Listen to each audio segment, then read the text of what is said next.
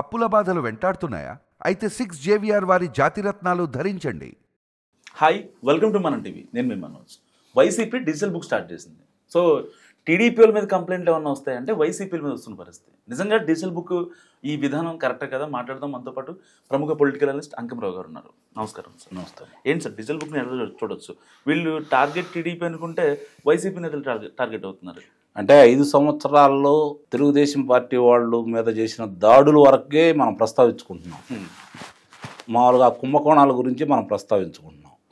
కానీ వైఎస్ఆర్సీపీ కార్యకర్తలు ఎన్ని ఇబ్బందులు పడ్డారో, ఎన్ని బాధలు పడ్డారో, వాళ్ళు కూడా ఎంత దోపిడీకి గురయ్యారో దీన్ని బట్టి మనకి ఇప్పుడు అర్థమవుతా ఉంది.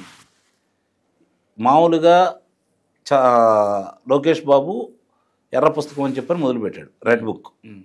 రెడ్ బుక్లో ఏంటి? ప్రజలను ఇబ్బంది పెట్టిన అధికారులు, ప్రజలను ఇబ్బంది పెట్టినటువంటి శాసనసభ్యులు, ప్రజలను ఇబ్బంది పెట్టినటువంటి వైఎస్ఆర్సీపీ నాయకులు, వాళ్ళ పేర్లు దాంట్లో పొందుపరుచుకుందాం. మనం అధికారంలోకి వచ్చిన తర్వాత వాళ్ళ సంగతి తెలుద్దాం. అందుకనే మీరు ఎవరన్నా పేర్లు చెబితే నేను ఈ రెడ్ బుక్లో రాస్తున్నాను అని చెప్పని అతను స్పష్టంగా చెప్పాడు, రాసుకున్నాడు, పదే పదే దాన్ని చూపించాడు. ఇప్పుడు దాన్ని అమలు చేస్తున్నాడు. వీళ్ళు అంతకుముందు డిజిటల్ బుక్, బ్లూ బుక్ అని ఒకటి పెట్టారు. అంతకుముందు బ్లూ బుక్ అని పెట్టారు. మరి అది ఏమైందో నాకు అర్థం కాలేదు. మరి దాన్ని పక్కన పడేశారు. ఇప్పుడు డిజిటల్ బుక్ అని తీసుకొస్తున్నారు. ఇప్పుడు డిజిటల్ బుక్ తీసుకొస్తే 3 ఫిర్యాదులు వచ్చినాయి నాయకుల మీద, 2 రజనీ మీద వచ్చినాయి, 1 తిప్పేస్వామి మీద వచ్చినాయి. ఈ మూడిట్లో కనుక మనం చూసుకుంటా ఉంటే వాళ్ళ కార్యకర్తలు వాళ్ళ నాయకుల మీదే ఫిర్యాదులు చేస్తున్నారు. ఇప్పుడు అఫీషియల్గా మనకు తెలిసిన ఈ 2 అంటే ఈ 2 వ్యక్తులు 3 ఫిర్యాదులు మనకు తెలియకుండా ఇక ప్రచారంలో బయటికి రానియకుండా ఇంక ఎన్ని ఉన్నాయో చూడాలి. జరిగినటువంటి కుంభకోణాలు కావచ్చు, భూదోపిడీలు కావచ్చు, దౌర్జన్యాలు కావచ్చు, వీటిల్లో వాళ్ళ మనుషులే కొంతమంది నలిగిపోయారనేది కూడా వాస్తవం. అక్కడ తనామనా విభేదాలను చూపించలేదు అతను, ఏది ఆ నాయకులు కొంతమంది. కానీ ఇక్కడ వైసీపీ అంటే వాళ్ళు కావాలనే టీడీపీకి ఒక లూప్ ఇవ్వడానికి పెట్టుకుందని చెప్పి కనీసం డిఫెండ్ కూడా చేయని పరిస్థితి సార్. దీని అంటే వాళ్ళకి అసలు ఏదైనా ఒక సిద్ధాంత ప్రకారం ఏదన్నా వెళ్తున్నా, ఒక లెక్క ప్రకారం ఏదైనా వెళ్తుంటే దానికి ఒక అర్థం పరమార్థం అనేది ఉంటుంది. అవేమీ లేకుండా ఏదో చెయ్యాలని తలంపుతోటి ఒకటి తీసుకొచ్చి దాన్ని ముందుకు తీసుకెళ్లే క్రమంలో ఇలాంటి ఎదురు దెబ్బలు ఉంటాయని సంగతి కూడా వాళ్ళకి తెలియదు కదా. కాబట్టి ఇలాంటివన్నీ వస్తున్నాయని అయితే నేను భావిస్తున్నాను. ఇప్పుడు వాళ్ళు ఆ కార్యక్రమం ఎన్నుకున్నప్పుడు వాళ్ళకి రావాల్సిన మొట్టమొదటి ఫిర్యాదులు ఏంటి? ఈ కూటమి ప్రభుత్వం పెద్దల నుంచి కానీ, ఇప్పుడున్నటువంటి అధికారుల నుంచి కానీ వాళ్ళకి ఏదన్నా ఇబ్బందులు ఉంటే, వాళ్ళ వల్ల ఏదన్నా వేధింపులు ఉంటే, లేదు ఫలానా శాసనసభ్యుడికి సంబంధించి వాళ్ళు ఏదన్నా ఫ్రాడ్ చేస్తున్నారంటే, లేదు వాళ్ళ ద్వారా ఏదన్నా దోపిడీలు జరుగుతున్నాయి అంటే, వీటి గురించి కదా ఫిర్యాదులు చేయాల్సింది దాంట్లో. మరి అలా కాకుండా గతంలో మంత్రులుగా చేసిన వాళ్ళు, గతంలో శాసనసభ్యులుగా చేసిన వాళ్ళు, వాళ్ళ మీదే ఇలాంటి ఫిర్యాదులు వస్తున్నాయి అంటే, వాళ్ళ వ్యక్తులే చేస్తున్నారు అంటే, వాళ్ళు ఎంతమంది వీళ్ళ మీద కోపంతో ఆ రోజు వీళ్ళు ఓడించడానికి ప్రయత్నించారో మీరు దీన్ని బట్టి అర్థం చేసుకోవచ్చు. ఇక్కడ ఏదైనా సరే ఒక కార్యక్రమం ఎన్నుకున్నప్పుడు ఆ కార్యక్రమం సంపూర్ణంగా చెయ్యాలి అని అంటే ముందుగా దానికంటూ ఒక రూట్ మ్యాప్ అనేది కావాలి. రూట్ మ్యాప్ ఉంటేనే కదా ఇగో ఈ రోజు ఈ 10 రోజుల్లో మనం ఇంతవరకు పూర్తి చేయగలం, ఈ 10 రోజుల్లో ఇంతవరకు పూర్తి చేయగలం, ఎట్లా ముందుకెళ్తాము అనే ఆలోచన ఉండేది. అది లేనప్పుడు ఇలాంటివన్నీ ఎదురవుతాయి అని చెప్పి అయితే నేను భావిస్తున్నా. అంటే వాళ్ళకంటే ఒక ప్రణాళిక లేదు. ఎందుకు ఒకటి మనం ఏర్పాటు చేస్తున్నాం అనేది లేదు.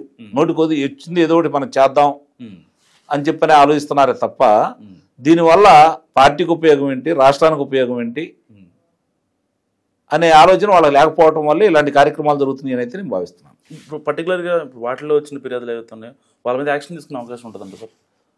ఆ రజనీ మీదో లేకపోతే తిప్పేస్వామి మీద యాక్షన్ తీసుకుంటే వాళ్ళ పార్టీలు ఇంకెవరు ఉంటారు చెప్పును? వీళ్ళే ఫస్ట్ రిజైన్ చేస్తారు. అట్లా వాళ్ళందరి మీద చర్యలు తీసుకుంటే అది వేరే పార్టీలో బాలేరాళ్ళు.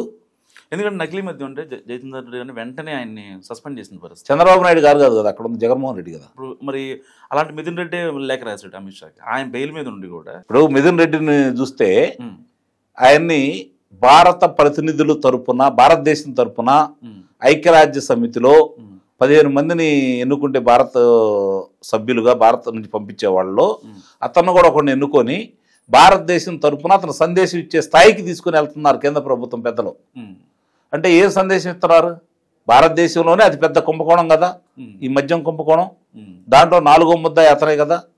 అతని ద్వారానే, అతని ఏజెన్సీ ద్వారానే ఇవన్నీ జరిగినాయని చెప్పని సిట్టు వాళ్ళు మొత్తం వివరాలన్నీ అందజేశారు కదా. 71 రోజు కారాగారంలో ఉన్నాడు కదా. సుప్రీం న్యాయస్థానం కూడా నువ్వు తప్పు చేసావు, నీ మీద ఆధారాలు ఉన్నాయి కాబట్టి మీకు బెయిల్ని పొడిగించలేము, వెళ్ళి లొంగిపోమని చెప్పింది కదా. మరి అలాంటి వ్యక్తిని ఏ ప్రాతిపదిక మీద విదేశాలకు పంపిస్తున్నారు? అంటే ఇంటర్నల్ లాబింగ్ జరిగింది అనుకోవచ్చా? ఇంకా దానికి ప్రత్యక్షంగా కనపడతా ఉంటే, అంటే ఈ విదేశాలకు పంపించేది వాజ్పేయి గారు లాంటి వ్యక్తులు పంపించినటువంటి భారతదేశంలో ఎలాంటి వ్యక్తులు పంపిస్తున్నారో దీన్ని బట్టి మీరు అర్థం చేసుకోండి.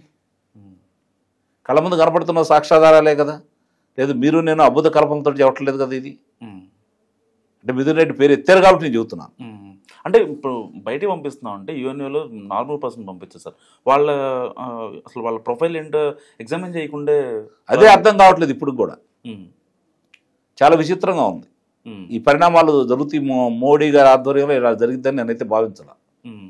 మరి జరుగుతున్నాయి అంటే ఇప్పుడు ఆంధ్ర రాష్ట్ర ప్రజలు అనుకుంది నిజమే కావచ్చు అని చెప్పిన అనుమానాలు మనకు కూడా బలపడతా ఉన్నాయి. ఈ కూటమి ప్రభుత్వం వచ్చిన తర్వాత, ఈ 2024 ఈ ప్రభుత్వం ఏర్పడిన తర్వాత, కేంద్ర పెద్దలు ఇస్తున్నటువంటి సహాయ సహకారాలు చూసిన తర్వాత గతంలో జరిగిన పొరపాట్లన్నీ సరిదిద్దుతున్నారేమో అనుకున్నాం. కానీ మళ్ళీ ఇది కొనసాగిస్తున్నారనిపిస్తా ఉంది చూస్తూ ఉంటే. ఫైనల్గా డిజిటల్ బుక్ భవితవ్యం ఎలా ఉండబోతుంది అంటారు? ఏముంటుంది, ఇంకో బుక్ వచ్చింది. ఇందా నేను చెప్పినట్టు బ్లూ బుక్ పోయింది, డిజిటల్ బుక్ వచ్చింది. రేపు పొద్దున ఈ బుక్ పోయింది, ఇంకోటి వచ్చింది. ఎన్నో నెలలు కూడా కాలేదుగా బ్లూ బుక్ అనౌన్స్ చేసి. ఇప్పుడు ఇది వచ్చిందంటే ఇంకో 2-3 నెలలు ఇంకో బుక్ అనౌన్స్ చేస్తుంటారు. ఇక అనౌన్స్ చేయటం వాళ్ళ పని. ఎందుకంటే వాళ్ళ మీదే వాళ్ళకి ఫిర్యాదులు వచ్చేటప్పుడు దాన్ని ఎన్నాలని కొనసాగిస్తారు వాళ్ళు. అవును, రివర్స్ అవుతున్నప్పుడు ఇంకా ఎక్కువ కాలం భరించలేదు కదా. అంతే కదా. Yeah, thank you sir. So ఇది అంకమరావు గారి అనాలిసిస్. చూస్తూనే ఉండండి మనం టీవీ.